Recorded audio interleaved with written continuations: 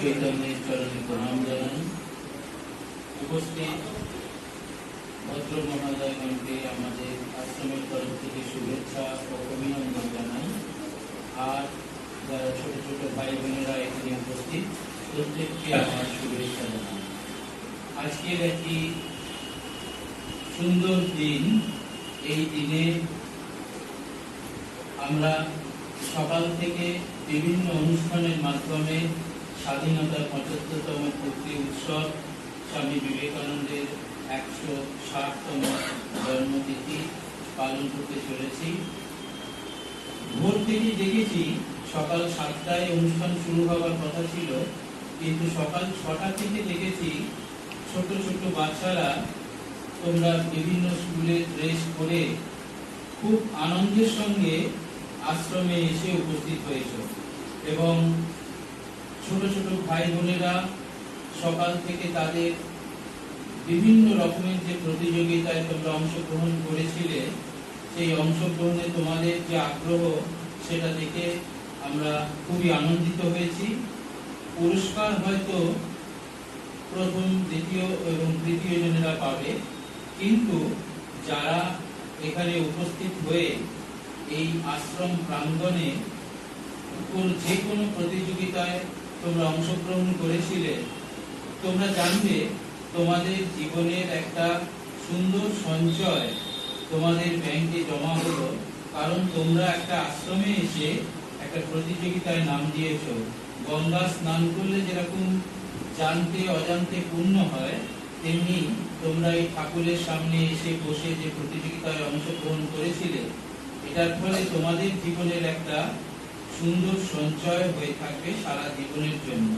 তোমাদের মনে থাকবে যে আমরা আশ্রমে এসে প্রতিযোগিতায় অংশগ্রহণ করেছিলাম। কে প্রথম হলো, কে দ্বিতীয় হলো, কে তৃতীয় হলো, এটা বড় কথা না।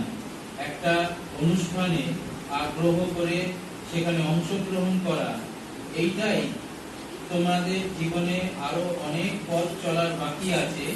তোমরা দেখবে যে সারা জীবনই এই সংগ্রাম করতে হবে।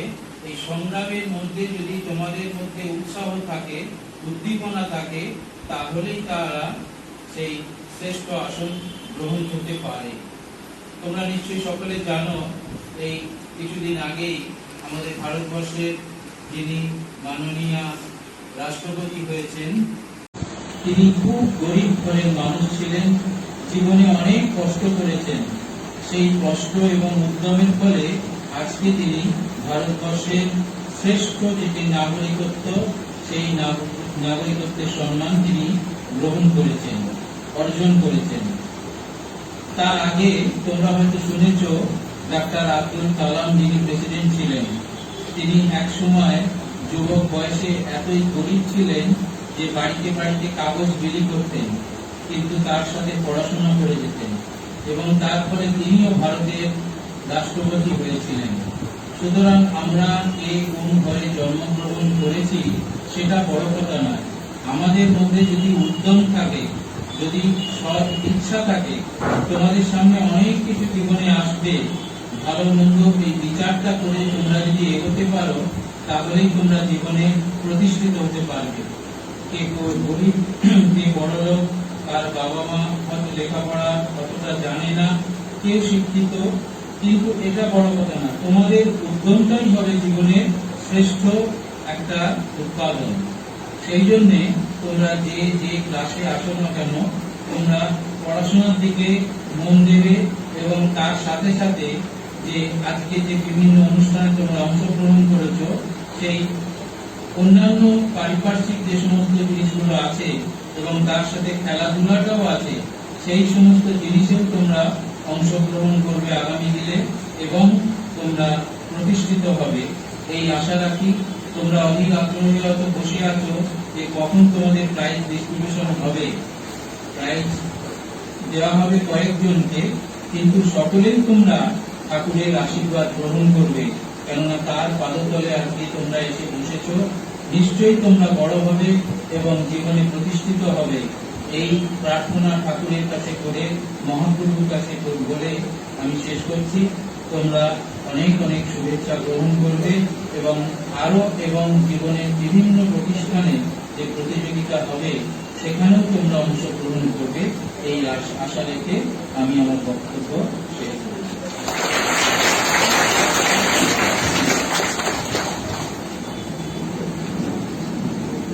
তাদের প্রত্যেকের হাতে আশ্রমের পক্ষ থেকে একটি শংসাপত্র বা সার্টিফিকেট তুলে দেওয়া হবে এবং তার সঙ্গে কিছু উপহার সামগ্রী তুলে দেওয়া হবে।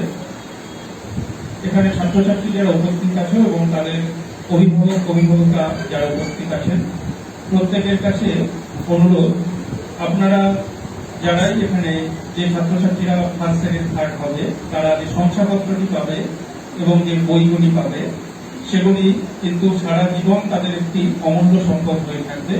কারণ রামকৃষ্ণ মিশনের আয়োজনে এরকম একটি প্রতিযোগিতায় তারা অংশগ্রহণ করে শংসাপত্র পাচ্ছে, এটি সারা জীবন তাদের কাজে লাগবে। এটি আমরা অনুরোধ করব সযত্নে আপনারা রক্ষা করবেন। প্রথমেই আমি ঘোষণা করছি, কুইজ প্রতিযোগিতায় যারা প্রথম, দ্বিতীয়, তৃতীয় হয়েছে, একমাত্র কুইজের ফলাফলই সঙ্গে সঙ্গে প্রত্যেকেই জেনে যায়, এটা কিছু করার থাকে না। তো কুইজে প্রথম হয়েছে সাগর মন্ডল, কৃষ্ণনগর গভর্নমেন্ট কলেজের ছাত্র সাগর মন্ডল। এখানে উপস্থিত থাকলে মঞ্চের সামনে চলে আসবে।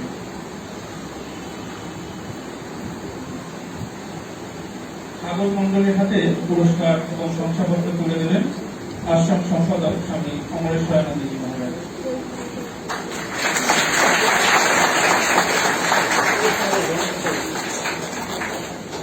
দ্বিতীয় হয়েছে চন্দ্রানী সরকার, বাবলারি রামসুন্দর হাই স্কুল।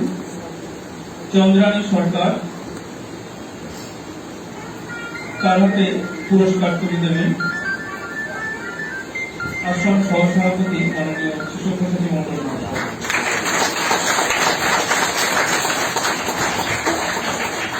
তৃতীয় স্থানে রয়েছে বিশ্বজিৎ সাহা, নবদ্বীপ বকুলতলা হাই স্কুলে। তার হাতে পূজনীয় মহারাজজি শংসাপত্র এবং উপহার তুলে দিচ্ছেন। এরপর সঙ্গীত প্রতিযোগিতা।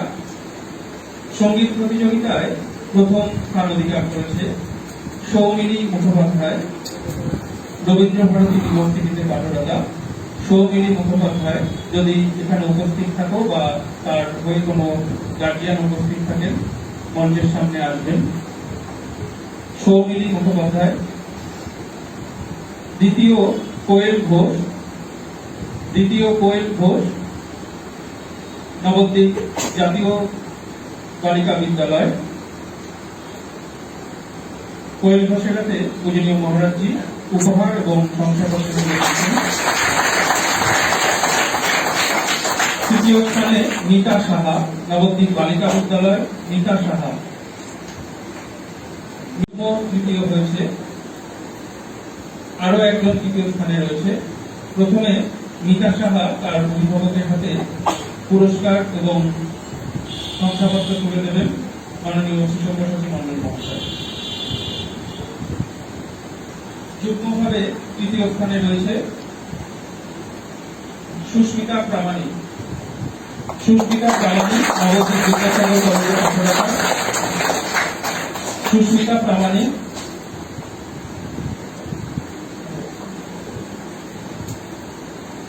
এরপর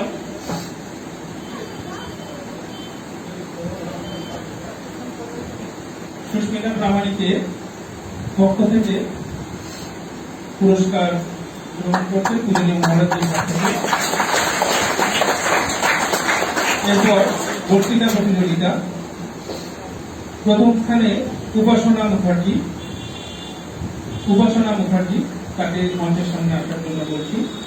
তার হাতে পূজনীয় মহারাজজি উপহার এবং শংসাপত্র তুলে দিচ্ছেন।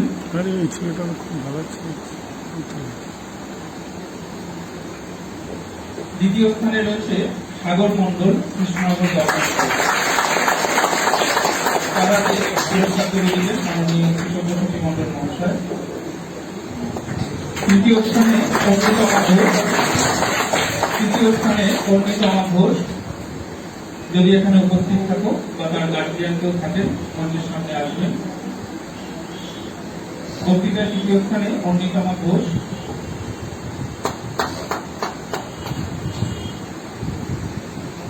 একটু জায়গা করে দেবেন সামনে আসার জন্য।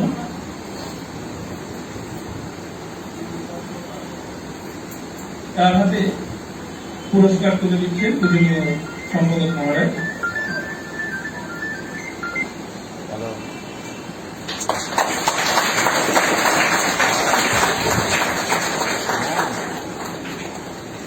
এরপর আবৃত্তি খ বিভাগ, সেখানে প্রথম স্থানে রয়েছে স্বাগতা রায়।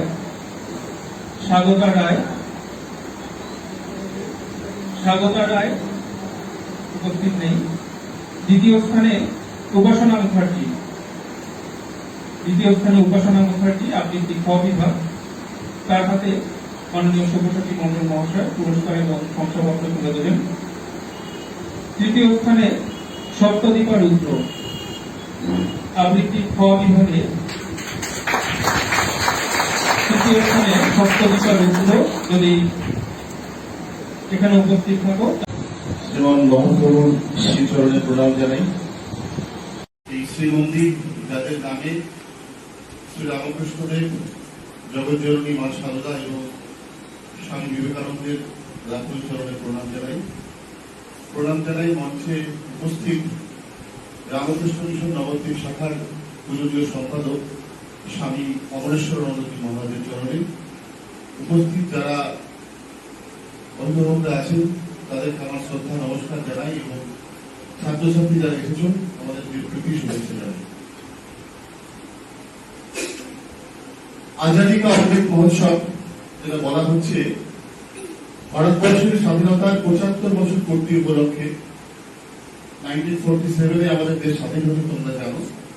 তার 75 বছর পূর্তিতে সারা দেশ জুড়ে এই মহোৎসবটি পালন করা হচ্ছে। রামকৃষ্ণ মিশন তার থেকে বিচ্ছিন্ন নয়। ভারতবর্ষের সমস্ত জাগরণমূলক কাজে, গঠনমূলক কাজে রামকৃষ্ণ মিশন যুগ যুগ ধরে অংশগ্রহণ করে আসছে। এই আজাদী কা অমৃত মহোৎসবে অংশগ্রহণ করেছে। 12ই জানুয়ারি আমাদের এই অমৃত মহোৎসবের সূচনা হয়েছে আর আগামী 15 আগস্ট তার শেষ হবে। এই দুটি ডেট খুব তাৎপর্যপূর্ণ, তোমরা নিশ্চয়ই বুঝতে পারছো। 12ই জানুয়ারি যুব নায়ক বিবেকানন্দের জন্মদিন এবং 15ই আগস্ট ভারতবর্ষের স্বাধীনতা দিবস। অর্থাৎ একটা ইন্সপিরেশনের জন্মদিন হচ্ছে 12 জানুয়ারি এবং আউটকাম অফ দ্য ইন্সপিরেশন, সেই ইন্সপিরেশনের ফলাফলটার জন্ম হচ্ছে 15ই আগস্ট। চক্রবর্তী রাজা গোপালাচারী পরিষ্কার বলছেন, বিবেকানন্দ না থাকলে আমরা স্বাধীনতা পেতাম কিনা সন্দেহ। এবং আমরা দেখেছি, তোমরাও বইতে পড়েছ, আগামী দিন পড়বে, ভারতবর্ষের স্বাধীনতা সংগ্রামীরা সুভাষচন্দ্র বোস থেকে শুরু করে মহাত্মা গান্ধী থেকে শুরু করে সকলেই কিভাবে তার দ্বারা অনুপ্রাণিত হয়েছিল, ইন্সপায়ার্ড হয়েছিল। তাই রামকৃষ্ণ মিশন সেই ইন্সপিরেশনের জন্মদিন থেকে শুরু করে সেই ইন্সপিরেশনের রেজাল্ট, এই গ্যাপটাকে আজাদী কা অমৃত মহোৎসব হিসেবে পালন করছে। আমি প্রথমেই তোমাদেরকে অভিনন্দন জানাই এই কারণে, আজকে রবিবার ছুটির দিন, এখন স্কুল চালু হয়ে গেছে, সারা সপ্তাহ স্কুল থাকে। একটা দিন একটু বেলা করে উঠবার দিন, একটু আলমোড়া ভেঙে উঠবার দিন। তা সত্ত্বেও পূজনীয় মহারাজজি বলেছেন, আমরা যখন 5:30টার সময় এখানে আসি তখনই কিন্তু অনেক ক্যান্ডিডেট, ছোট ছোট বাচ্চারা এখানে চলে এসেছে। এটা প্রমাণ করে যে এদের স্বামীজির প্রতি ভালোবাসা আছে। না থাকলে আমরা কাউকে জোর করিনি, কোন মেকানিজম আমাদের ছিল না, কোন বন্দুক থেকেও আমরা কাউকে আনিনি। স্বামীজিকে ভালো না বাসলে, এই সম্পর্কে ভালো না বাসলে এত ছাত্রছাত্রী আমরা আসতে পারতাম না। দেখুন, এই সময়েও 462 জন ক্যান্ডিডেট অংশগ্রহণ করেছে। এটা একটা অসম্ভব পাওনা আমাদের কাছে। আমি তোমাদের কাছে কৃতজ্ঞ, গার্জিয়ানদের কাছে কৃতজ্ঞ যে তারা এই কঠিন সময়ের মধ্যেও এতগুলো বাচ্চাকে এখানে পাঠিয়েছে। তারা মূল্যবান সময় ব্যয় করে এখানে এসেছেন, আমাদের এই প্রতিযোগিতায় অংশগ্রহণ করেছেন। আমি স্কুল কর্তৃপক্ষের কাছে কৃতজ্ঞ, কারণ তারাও অনেক স্কুল ছাত্রছাত্রীদেরকে পাঠিয়েছেন, যাহলে তারা জানতে পারতো না। আমি একটা জিনিস আপনাদেরকে বলতে চাই, দেখুন, আপনারা আজকে এখানে অনেকেই হয়তো প্রথম এলেন, আগে কেউ এসেছেন বা আগামীতেও আসবেন, আপনাদের আশাটা যেন শেষ আশা না হয়। আবার হবে তো দেখা, এই দেখাই শেষ দেখা নয়। রামকৃষ্ণ মিশনের সঙ্গে যোগাযোগটা এই আশা থেকে যেন শুরু হয়, শুরু হলে আপনার তার রেজাল্টটা কিন্তু এখনই হয়তো বুঝতে পারবেন না, কিন্তু আজ থেকে 5 বা 10 বছর পরে আপনারা আপনাদের ছেলে মেয়েদের বডি ল্যাঙ্গুয়েজে কিন্তু একটা অদ্ভুত পরিবর্তন লক্ষ্য করবেন, এটা এই 5 বা 10 বছরের মেকানিজমের ফল।